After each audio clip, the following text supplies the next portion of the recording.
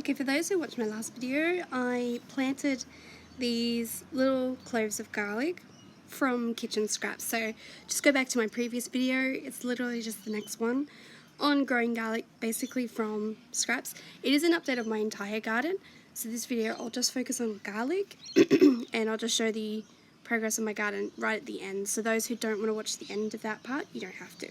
Okay, so pretty much all of these sprouted. This one here, it's a little iffy, but it will still sprout, and same with this one. But look, out of all of them, they sprouted.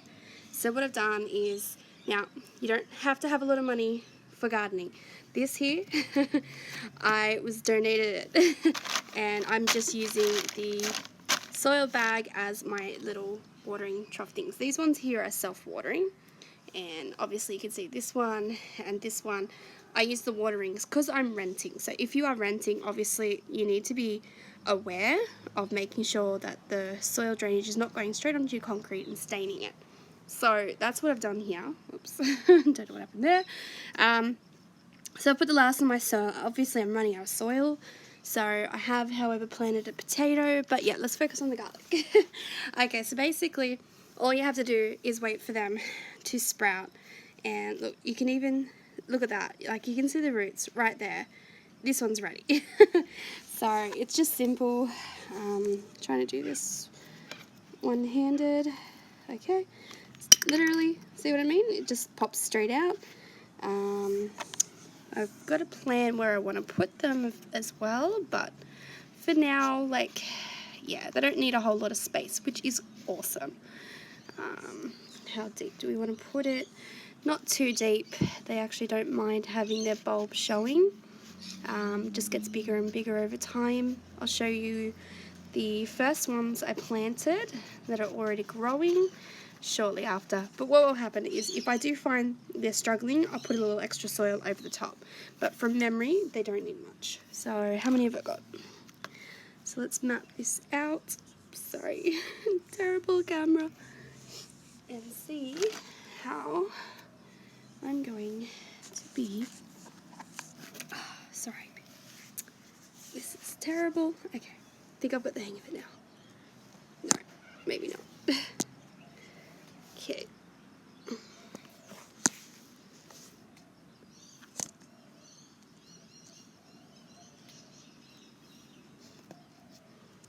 And what I'll do is those three, look, I'll just plant these and then I'll go from there, I think. I'll probably won't worry about the other two, even though they've probably got some root systems. They got some root systems. One sec. So I can't really see any roots in there. I know if I pull them out, I'll be able to see some roots. That's the good thing about also using these little clear shot glasses, is you're able to see whether there's any roots. Yep, so right there, that little tiny bit. Yep, so he's got a root system and he's starting to green up, so that one's going okay. I think what I'll do is I will plant them with my potato that I just potted up. So those two that are struggling are going to go with my potato. But basically, that's it. I'll quickly just show you the garden, but that's basically what you do.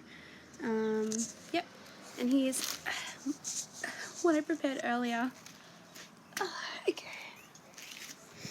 So in here, you'll be able to see that's my first garlic. It's doing amazing. It's really tall. By the way, like, this thing is pretty deep. It's up to, you know, almost up to my elbow. And there's another garlic there. So I've planted two garlics in. See, this here is one potato plant, and I've planted two of the little seedlings. So those who watched the other video, those of you who aren't interested in the potatoes and the rest of the garden, switch off now. But as you can see, everything's growing. Now I've just put these two in a temporary bucket because they were already sprouting out of these little cups, and those potatoes as well.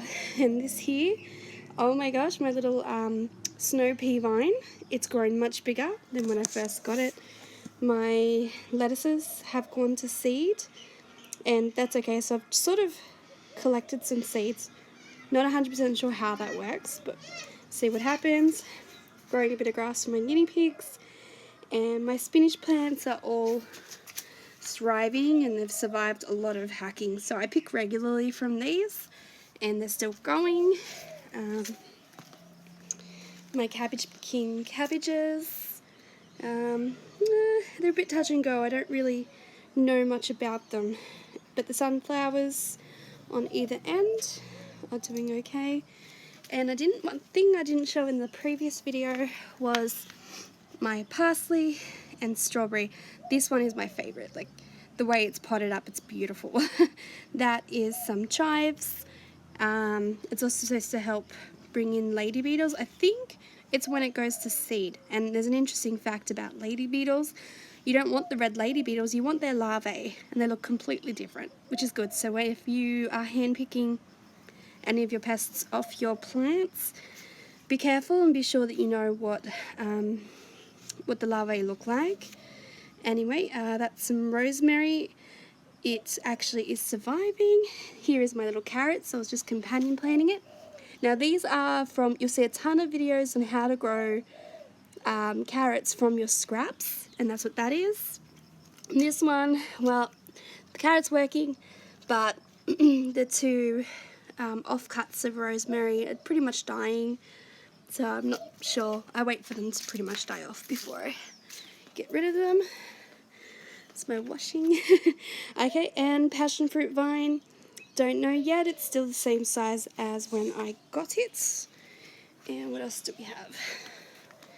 Yes, so I know what these are called now. Marigold flowers are sprouting, which is great.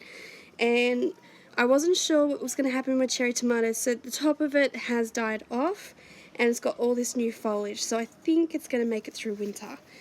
And that is my sweet potato. There's just one sweet potato in there.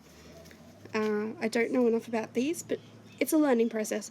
Plant it, see if it grows. It's all a learning process. And these cherry tomatoes are pretty much ripe. I can pick them. New foliage coming, same thing, marigolds are popping up. I also companion planted some sunflowers, and I'm growing some grass with the guinea pigs. This was that other one that had a vine. Now it's snapped here, but look, it's still growing. Kind of amazing how they repair, but I've got to find out if I've got to trim this. However, I'm quite happy to see this new foliage, so may make it through the winter. I'm not going to do much with these because I just want to see what happens to them. And this is another really beautiful surprise, is my strawberries. There we go. There is 1, 2 flowers, and if you can see there, 1 other strawberry. So it looks like we're going to have about 3 strawberries coming up soon. Yep, so far it's been a good success.